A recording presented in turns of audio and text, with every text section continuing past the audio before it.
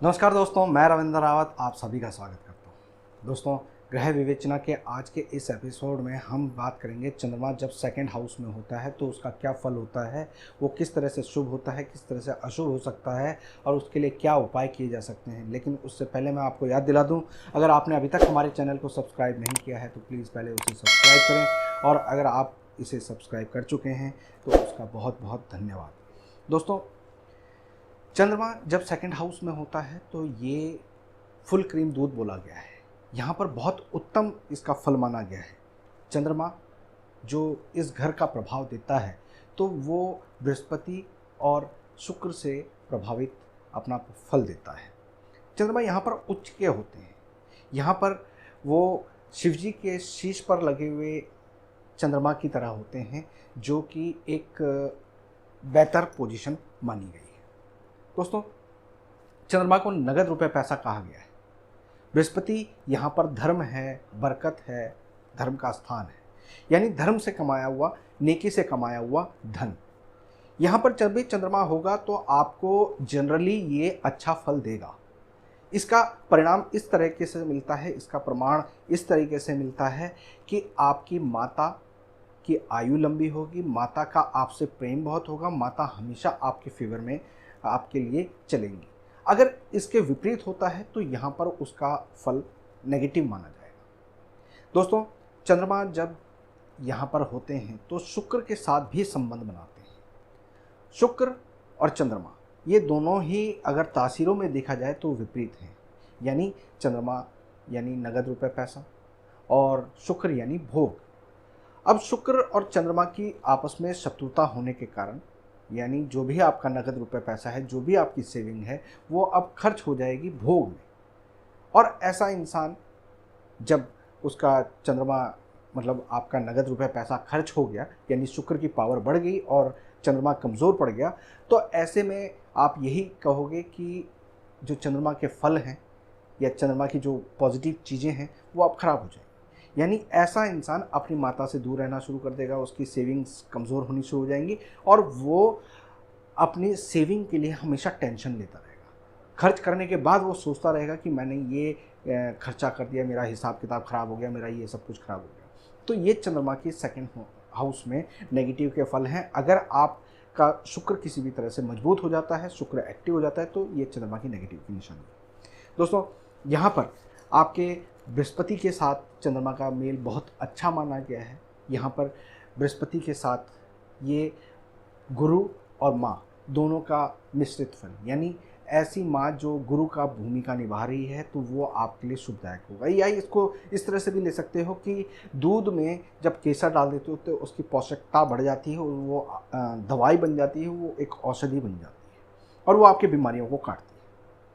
दोस्तों, चंद्रमा जिनके भी सेकंड हाउस में होते हैं उनको अपने जिद्दी ज़मीन जायदाद का फल ज़रूर मिलता है, यानी उनके जो भी प्रॉपर्टी होती है, जो भी बड़े बुजुर्गों ने प्रॉपर्टी बनाई होती है, उसमें से उनको उनका हिस्सा ज़रूर मिलता है। दोस्तों, सेकंड हाउस के चंद्रमा यहाँ पर सेविंग के लिए बहुत अच्छे होते हैं, लेकिन उसका सुख भोगना, उसके आनंद को महसूस करने के लिए चंद्रमा के जड़ राशि यानी चौथे घर को भी चेक करना पड़ता है। चौथे घर में अगर पापी ग्रह होंगे तो आपका ये चंद्रमा अपना जो शुभ फल दे सकता है, जो उसकी सेविंग का लाभ उठा सकता है या उस सेविंग का जो आनंद उसको मिलना चाहिए, वो चीज़ें फिर कमज़ोर हो जाएंगी। दोस्तों, अगर सेकंड हाउस में चंद्रमा है और उसकी पावर को देखना है कि वो आपके लिए कितने पॉजिटिव हैं, तो उसके लिए आपको चौथे घर में ये चेक करना पड़ेगा कि वो किसी भी तरीके से पीड़ित ना हो रहा हो। अगर यहाँ पर चंद्रमा किसी भी तरीके से पीड़ित हो रहा है, चौथे घर में कोई पापी ग्रह है, दुश्मन ग्रह है, बुध या केतु या शनि या राहु, इस तरह के ग्रह अगर आ जाते हैं, या चंद्रमा का मित्र जो मंगल यहाँ पर अपनी तासीर की वजह से नीच फल देता है, वो भी अगर आ जाता है, तो उसके कारण चंद्रमा की जो पॉजिटिव इफ़ेक्ट्स हैं वो सेकंड हाउस के नहीं मिल पाते। नहीं तो यहाँ पर सेकंड हाउस में चंद्रमा अगर किसी का है तो उसको रुपए पैसे की तो किल्लत होती नहीं है, लेकिन जब जब उसको पैसे की ज़रूरत होती है तो पैसों की बारिश होती है। दोस्तों, सेकंड हाउस में जब चंद्रमा हो, ऐसे में आपको ये भी देखना ज़रूरी है कि आपके 10th हाउस में कौन से ग्रह बैठे हुए हैं। 10th हाउस, क्योंकि जब सेकंड हाउस को अगर हम देखते हैं कि उसका फल चाहिए या नहीं चाहिए, वो जागा हुआ है या नहीं है, तो उसके लिए 10th हाउस देखना बहुत ज़रूरी हो जाता है।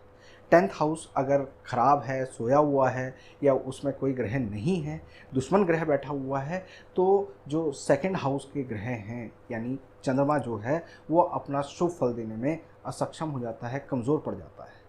ऐसे इंसान के पास जिसका 10th हाउस खाली हो और सेकंड हाउस में चंद्रमा बैठे हो, तो रुपए पैसा सामने पड़ा होता है, लेकिन वो उसके लिए कर्म नहीं कर पाता, या वो सिर्फ चीज़ें दिखती हैं, उसका भोग नहीं मिल पाता। 10th हाउस को जागृत करके आप सेकंड हाउस को अपना पूर्ण रूप से लाभ प्राप्त कर सकते हो, नहीं तो वो सोया हुआ है, यानी चंद्रमा का सेकंड हाउस अब पूर्ण फल नहीं दे पाएगा। अब यहाँ पर क्या करना होता है?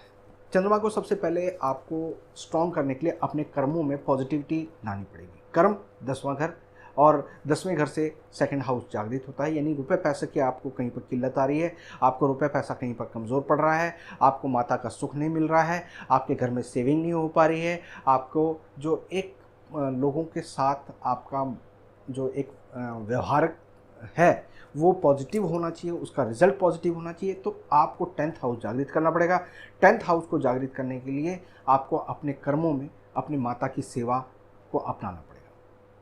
इसके अलावा आप 10 अंधों को भोजन करवाएं, जहाँ पर भी आपको गरीब मजदूर मिलते हैं या जो मेहनतकश मजदूर मिलते हैं, उनको आप समय समय पर कुछ ना कुछ देते रहें।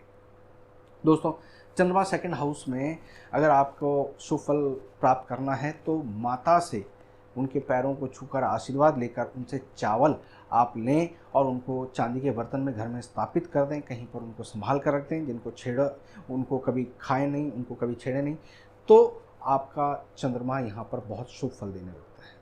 दोस्तों, सेकंड हाउस के चंद्रमा का पूर्ण फल प्राप्त करने के लिए और चौथे घर को भी पूरा एक्टिवेट करने के लिए बृहस्पति को यहाँ पर लाकर आप उसका लाभ उठा सकते हैं। चने की दाल जल प्रवाह करें तो उससे आपको लाभ मिलेगा, लेकिन उसमें कंडीशंस देखनी पड़ती है। दोस्तों, अगर यहाँ पर आपको व्यापार में दिक्कत आ रही है, तो आप छोटी कन्याओं को कपड़े की फ्रॉक वगैरह आप दान करें, 43 दिन लगातार दान करें, या 43 कन्याओं को एक ही दिन में दान करें, तो उससे आपके व्यापार में बहुत ज़बरदस्त आपको लाभ मिलता है।